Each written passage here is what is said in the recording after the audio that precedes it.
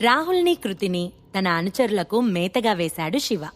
ఇక శివ దగ్గర మంచి మార్కులు కొట్టేయాలని వాళ్ళిద్దరితో ఆడుకుంటున్నాడు స్టీఫెన్. దీనికి అధ్యక్షత వహిస్తున్నది నందన్. రాహుల్, కృతి చావు భయంతో కొట్టుమిట్టాడుతున్నారు.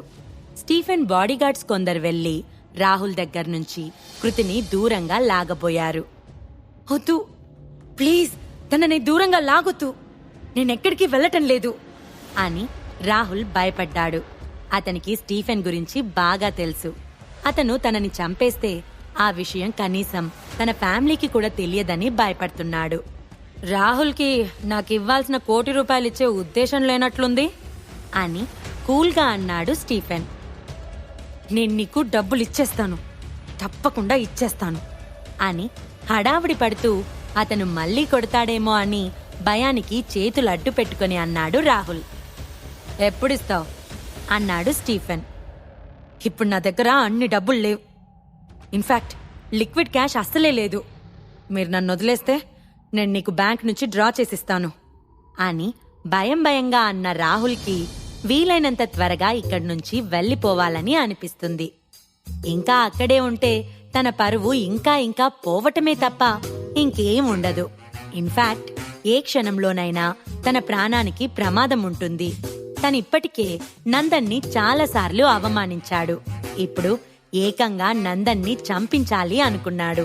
అలాంటిది ఇప్పుడు తను ఈ పరిస్థితుల్లో నందన్ చేతిలో పడితే ఖచ్చితంగా చంపేస్తాడని అతను భయపడుతున్నాడు.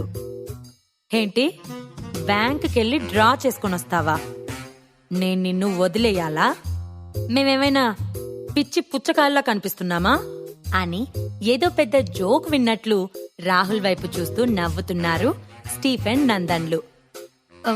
సరే, మీకంత నమ్మకం లేకుంటే నా వైఫ్ ఇక్కడే ఉంటుంది. నేను వెళ్ళి అమౌంట్ డ్రా చేసుకొని తీసుకొనొచ్చి మీకు డబ్బులిచ్చి నా భార్యను తీసుకెళ్లిపోతాను అని గడగడ పాఠమప్ప చెప్పినట్లు చెప్పాడు రాహుల్. రాహుల్, ఏం మాట్లాడుతున్నావు? Are you mad? నన్నిక్కడ ఒంటరిగా వదిలేస్తావా? నువ్వు అసలు మనిషివేనా? వాళ్ళు నన్నిక్కడ సేఫ్ గానే ఉండనిస్తారంటావా అని భయంతో అరుస్తున్న కృతి అసలు రాహుల్ ఈ పరిస్థితుల్లో తనని అక్కడ వదిలి వెళ్తానని అంటాడని అస్సలు ఎక్స్పెక్ట్ చేయలేదు. చెచ్చే, ఈ రాహుల్ ఇంత వేస్ట్ ఫెలోనా? అతను తన భార్యని ఇక్కడ తాకట్టు పెట్టి వెళ్తానంటున్నాడు.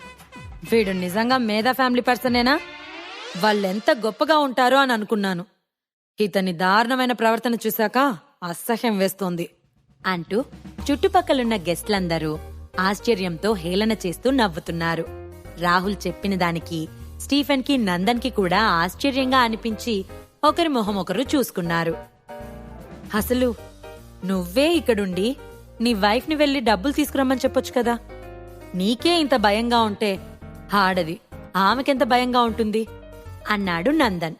నిజానికి రాహుల్ చాలా భయపడుతున్నాడు. నందన్ అతన్ని డైనింగ్ రూమ్ లోకి తీసుకెళ్లి తన తలని కత్తితో నరికి చంపినా చంపేస్తాడు. ఇప్పటికే తన పరువుని లాస్ అవ్వటమే కాక ఇన్ని దెబ్బలు తిన్నాడు. ఇప్పుడు ఇలా ఉన్నా తను తిరిగి వెళ్లిపోతే తన ప్రాణాలైనా కాపాడుకోవచ్చు. ఇక కృతి విషయానికొస్తే ఆమె మీద తనకి మోజు తీరిపోయింది. తను తిరిగి వెళ్లిపోయాక ఖచ్చితంగా ఆమెకు డివోర్స్ ఇచ్చి వేరొక పెళ్లి చేసుకోవాలని ప్లాన్ చేసుకున్నాడు. అందుకే ఆమెను అక్కడ వదిలి వెళ్లటానికి కూడా అతను ఫీల్ అవ్వలేదు. నా వైఫ్ కి ₹1,00,00,000 డ్రా చేసేంత ఎబిలిటీ లేదు అని నవ్వుతూ అన్నాడు రాహుల్.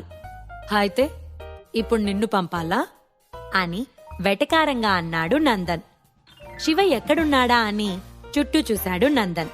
శివ ఓ పక్కగా తనకు కనిపించినప్పుడు అతన్ని ఏం చేయమంటారు అని సైగ చేశాడు. శివ సరిగ్గా అప్పుడే ఆ హాల్ నుంచి బయటికి వెళ్లిపోయాడు.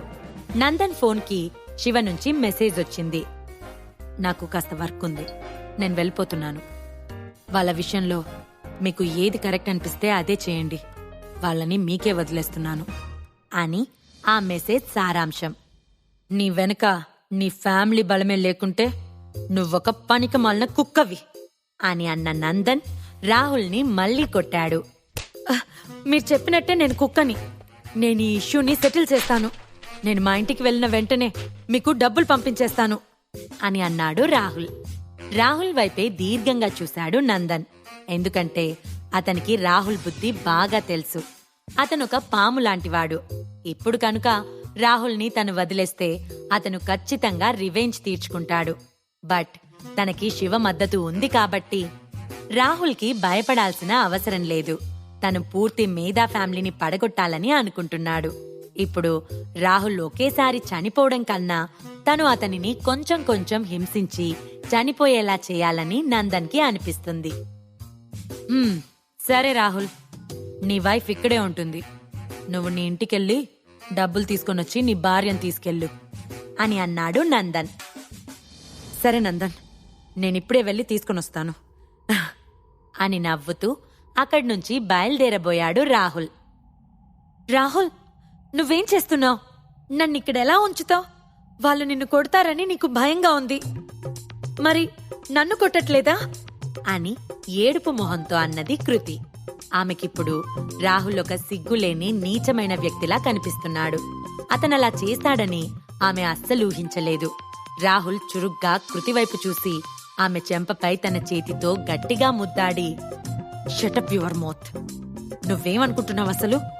ఆ రాకాసి నోరేసుకుని ఎందుకు మాట్లాడుతున్నావు? నీకిక్కడొచ్చిన నష్టం ఏం లేదు. నువ్వు స్టీఫెన్తో కలిసి టీ తాగుతూ ఉండు, నేనెళ్ళి డబ్బులు తీసుకొస్తాను అని అరిచాడు రాహుల్. కృతి తన చేతులను మొహంపై కప్పుకొని బలహీనంగా ఏడుస్తూ, ఇలాంటి ఒక వేస్ట్ ఫెలోనా నేను పెళ్లి చేసుకుంది అని బాధపడుతుంది. రాహుల్ వెనక్కి కూడా తిరిగి చూడకుండా నవ్వుకుంటూ హ్యాపీగా ఎంటర్టైన్మెంట్ సెంటర్ నుంచి బయటికి వచ్చాడు. ఇక అక్కడ జరిగిన ఇష్యూ, రాహుల్ కృతుల్ని కొట్టింది అంతా వీడియోస్ తీశారు జనాలు. వెంటనే దాన్ని సోషల్ మీడియాలో అప్లోడ్ చేశారు. అదంతా టోటల్ ఇండియా వైడ్ స్ప్రెడ్ అయింది. మేధా ఫ్యామిలీ గొప్పోడ్ని తయారు చేసింది అని అందరూ హేళన చేస్తున్నారు. కృతి నేలపై పడిపోయింది. ఆమె జుట్టంతా చిందరవందరగా ఉంది. తనకు అన్యాయం జరిగిందని ఆమె ఏడుస్తూనే ఉంది. వాడి కోసం మళ్ళీ తిరిగొస్తాడా కృతి అని అడిగి అది పెద్ద జోక్ అన్నట్లు నవ్విన నందన్ స్టీఫెన్ కి సైగ చేశాడు. స్టీఫెన్ తన సెక్యూరిటీ గార్డ్స్ హెల్ప్ తో కృతిని తీసుకెళ్లి 4th ఫ్లోర్లోని రెస్టారెంట్లో కూర్చోబెట్టాడు. అక్కడి నుంచి స్టార్ట్ అయిన Shiva Surender Rolls Royce car వెనక సీట్లో కూర్చొనుంటే సురేందర్ డ్రైవింగ్ చేస్తున్నాడు. శివ నిద్రపోయి లేచేసరికి కార్ బృందావనం విలాస్లోకి చేరుకుంది. శివ విల్లా దగ్గరికి కార్ రాగానే సురేందర్ కార్ దిగి డోర్ తీశాడు. శివ కార్ దిగేసరికి అతనికి వైట్ కలర్ డ్రెస్ లో అందమైన సురభి కనిపించింది. ఆమెను చూడగానే శివ ఆశ్చర్యపోయాడు. సురేందర్ వైపు తిరిగి, నువ్విక వెళ్ళు అని అన్నాడు శివ. సురేందర్ ఓకే సార్ అని చెప్పి తన కార్ తీసుకుని వెళ్లిపోయాడు. సురభి, ఇంత త్వరగా వచ్చేసావేంటి అని నవ్వుతూ అడిగాడు శివ. అంతకు ముందే శివ సురభికి కాల్ చేసి బృందావనం విల్లాస్కి వచ్చి తనని కలవమని చెప్పాడు. కానీ ఇంత త్వరగా వస్తుందని శివ ఎక్స్పెక్ట్ చేయలేదు. శివ, అతను నీ ఫ్రెండా? ఎందుకు నువ్వు ఇంత అర్జెంటుగా నన్ను ఇక్కడికొచ్చి కలవమన్నావు అని అడిగింది సురభి. తనిప్పుడు వైస్ చైర్మన్ కనుక వ్యాపార నిమిత్తం ఎవరైనా క్లయింట్స్ ని కలవడానికి రమ్మన్నాడని అనుకుంది సురభి. అవును, తను నా ఫ్రెండ్ అని చిన్నగా నవ్విన శివ, ఇల్లు చూద్దువురా, నీకు నచ్చిన బెడ్రూమ్ ని సెలెక్ట్ చేసుకో అని లోపలికి దారి చూపించాడు. ఏంటి శివ, జోక్ చేస్తున్నావా? నీకు జోక్ చేయడానికి నేనే దొరికానా? ఇల్లు చూడ్డమేంటి, ఆ ఇంట్లో నేను రూమ్ చూడ్డమేంటి అని అన్నది సురభి. నువ్వు రా సురభి అని నవ్వుతూ అన్నాడు శివ. సురభికి శివపై కోపం తగ్గలేదు. కాని అతను పిలిచాక ఇక ఆగలేక వచ్చేసింది. హలో, నువ్వు సురభి కదా? షికా గ్రూప్స్ కంపెనీ వైస్ చైర్మన్వి రైట్ అని ఓ పాష్గా ఉన్న లేడీ సురభిని ఉద్దేశించి అన్నది. ఆమె యాంటిక్ హౌస్ లో చంద్రయాన్తో ఉన్న అమ్మాయి టీనా.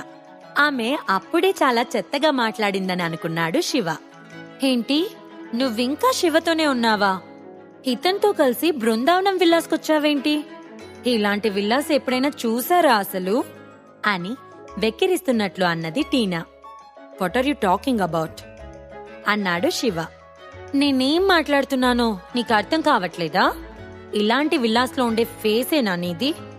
అట్లీస్ట్ విల్లా ఎంట్రన్స్ గేట్ కూడా దాటలేవు. దూరం నుంచి చూసి సంతోషించండి అని వెటకారంగా అన్నది టీనా. శివ చంద్రయాన్ని ఇన్సల్ట్ చేసిన విషయం ఆమెకి తెలుసు. ఇప్పుడు ఆమె శివని ఇన్సల్ట్ చేసి ఆ విషయం చంద్రయానికి చెప్పి అతనితో ఇంకాస్త సన్నిహితంగా ఉండొచ్చని ప్లాన్. మేమిక్కడుంటే మధ్యలో నీకేంటి ప్రాబ్లం అని కోపంగా అన్నది సురభి. టీనా అలా తన హస్బెండ్ ని తక్కువ చేసి మాట్లాడటం సురభి తట్టుకోలేకపోయింది. నేను వాక్ చేసే రోడ్లో మీరు వాక్ చేసినా నాకు అసహ్యంగా ఉంటుంది. ఈరోజు నేను నాకు కాబోయే హస్బెండ్ మా ఇద్దరి కోసం తీసుకున్న విల్లాని చూడటానికి వచ్చాం. మమ్మల్ని చూస్తుంటే నీకు అసూయగా ఉందా? మీరంతా రెసిడెన్షియల్ ఏరియాలో ఉండటానికి సరిపోతారు. బృందావనం విల్లాస్లో ఒక్కో ఫ్లాట్ ఎంత ఖరీదుంటుందో తెలుసా? దాదాపు ₹1,00,00,000 మీరు లైఫ్ అంతా వర్క్ చేసినా అందులో సగం కూడా సంపాదించలేరు అని హేళనగా అన్నది టీనా. మీ విల్లా కాస్ట్ ₹1,00,00,000? నిజానికి బృందావనం విల్లాస్లో ఖరీదైన విల్లా కాస్ట్ ₹1,20,00,000 అని అన్నాడు శివ. అలా మాట్లాడ్డానికి నీకెంత ధైర్యం? నీకు ₹1,00,00,000 విల్లా అంటే తక్కువగా కనిపిస్తుందా అని టీనా పక్కనున్న సూట్లోని వ్యక్తి అన్నాడు. అలాంటి విల్లాస్లో కాల్ పెట్టడానికి కూడా పనికిరారు మీరు. మా కాలి కోటికి కూడా సరిపోరు, కానీ మాటకి మాట మాట్లాడతారు అని నవ్వింది టీనా. అసలెప్పుడైనా మీ ఫేస్ ని మీరు అద్దంలో చూసుకున్నారా? ₹1,00,00,000 విల్లా తక్కువ విల్లా అని చెప్పడానికి సిగ్గుండాలి అని అన్నాడు టీనా బాయ్ ఫ్రెండ్. ఏంటి శివ ఇది? అసలిక్కడికి ఎందుకు రమ్మన్నావు అని శివ చేయి పట్టుకుని అడిగింది సురభి. ఆమెకదంతా చాలా చిరాగ్గా ఉంది. శివకి కూడా అలానే ఉంది. నిజానికి సురభి కంపెనీలో వైస్ చైర్మన్ అయినప్పటికీ ఇప్పటికిప్పుడు ₹1,00,00,000 విల్లాని కొనలేదు. ఇంకా ₹1,00,00,000 కంటే ఎక్కువ ఖరీదు చేసే విల్లాని ఎలా కొంటుంది? అన్ని డబ్బులు ఆమెకి ఎక్కడి నుంచొస్తాయి అని అనుకున్న టీనా వాళ్లతో అలా అగ్లీగా మాట్లాడుతుంది. టీనా, వాళ్లతో నీకెందుకు? వాళ్ళని చూస్తుంటే పూర్ ఫ్యామిలీ నుంచి వచ్చిన వాళ్ళలా ఉన్నారు. మా ఇంట్లో వాష్రూమ్స్ క్లీన్ చేయడానికి కూడా సరిపోరు. వాళ్లతో మాట్లాడి నీ స్థాయిని తగ్గించుకోకు. రా, లోపలికెళ్దాం అని అన్నాడు టీనా బాయ్ ఫ్రెండ్. వెళ్దాం అర్జున్, వెయిట్ అంది టీనా. ఆమెకి శివని ఇంకాసేపు ఆడుకోవాలని అనిపిస్తుంది. చూడు సురభి, చంద్రయాన్ నీకు చాలా వాల్యూ ఇచ్చాడు. అలానే అతని ఫ్యామిలీ హై క్లాస్ ఫ్యామిలీ. అతను నిన్ను పెళ్లి చేసుకోవడానికి ఇష్టపడుతున్నాడు. నువ్వు దాన్ని యూటిలైజ్ చేసుకోవడంలో ఓడిపోయావు.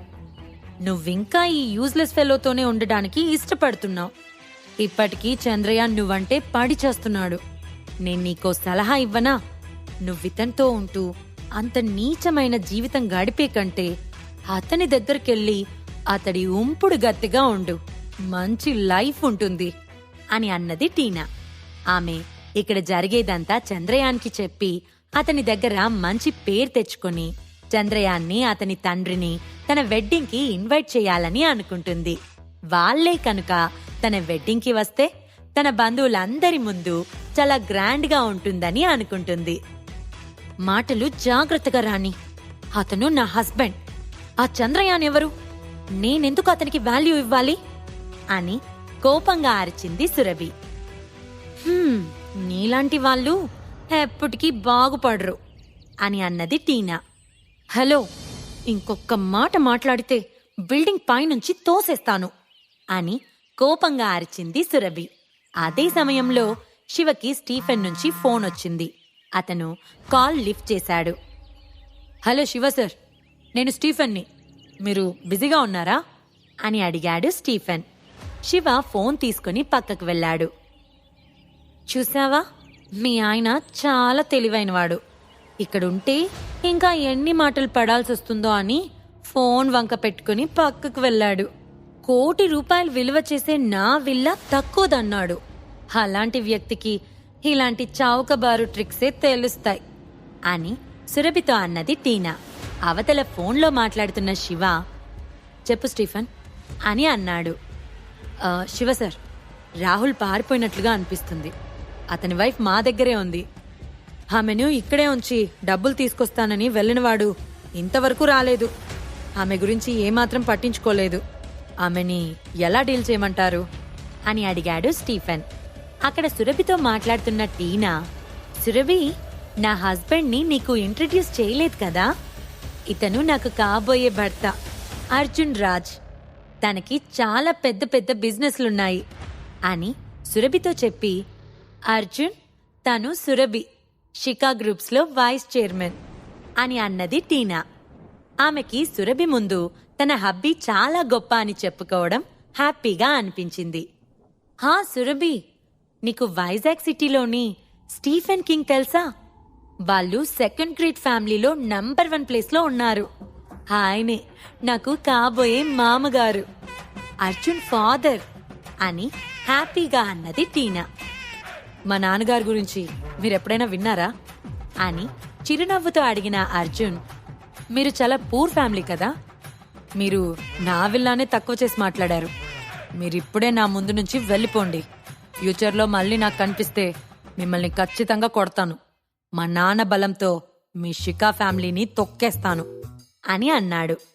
సురభి, మీరు వెంటనే ఇక్కడి నుంచి వెళ్ళిపోతే బాగుంటుంది, లేదంటే మీరు చాలా బాధపడాల్సి వస్తుంది అని అన్నది టీనా. అప్పటి వరకు వాళ్ళ మాటలన్నీ సైలెంట్గా స్టీఫెన్ కి వినిపించిన శివ స్పీకర్ ఆఫ్ చేసి, విన్నావు కదా, ముందిప్పుడు చేయాల్సింది చేయి అని ఫోన్ కట్ చేశాడు. ఇక వెంటనే అర్జున్ ఫోన్ రింగ్ అయింది. ఫోన్ లిఫ్ట్ చేసిన అర్జున్ అవతల చెప్పేది విని షాక్ అయ్యాడు. శివ వైపు చూస్తున్న అర్జున్ కాళ్ళు భయంతో సన్నగా వణుకుతున్నాయి.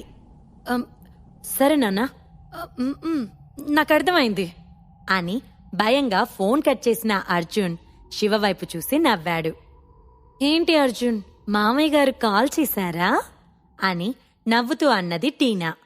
నోరు మూసుకో, ఎవరు నీకు మామా అని సడన్ గా అన్నాడు అర్జున్. ఆమె ముఖం పాలిపోయింది. అతని మాటలు ఆమెను భయపెట్టాయి. ఏం జరుగుతుందో అర్థం కాలేదు. ఏమైంది బేబీ అని తీయగా అన్నది టీనా. అర్జున్ ఫుల్లుగా ఇరిటేట్ అయి టీనా చెంపపై లాగిపెట్టి కొట్టాడు. ఆమె గిర్రున తిరిగి కింద పడ్డది. ఆమె చెంపపై అర్జున్ 5 వేళ్ల అచ్చులు క్లియర్ గా కనిపిస్తున్నాయి. సురభిని విల్లాలోకి తీసుకెళ్తే ఆమె ఎలా ఫీల్ అవుతుంది? ఆమెకి ఇప్పటికైనా శివ తన గురించి పూర్తిగా చెప్తాడా, లేదా ఆమె పూర్తిగా అతని సొంతమయ్యే వరకు ఆగుతాడా? శివ నెక్స్ట్ స్టెప్ ఏంటి? కృతిని ఏం చేస్తారు? బయటపడిన రాహుల్ సైలెంట్ గా ఉంటాడా? ఈ ప్రశ్నలకు సమాధానాలు తెలుసుకోవాలంటే నెక్స్ట్ ఎపిసోడ్ వినాల్సిందే. క్రింద ఇచ్చిన లింక్ ని క్లిక్ చేసి పాకెట్ ఎఫ్ఎం యాప్ ని ఇన్స్టాల్ చేసుకోండి. Stay tune to pocket FM.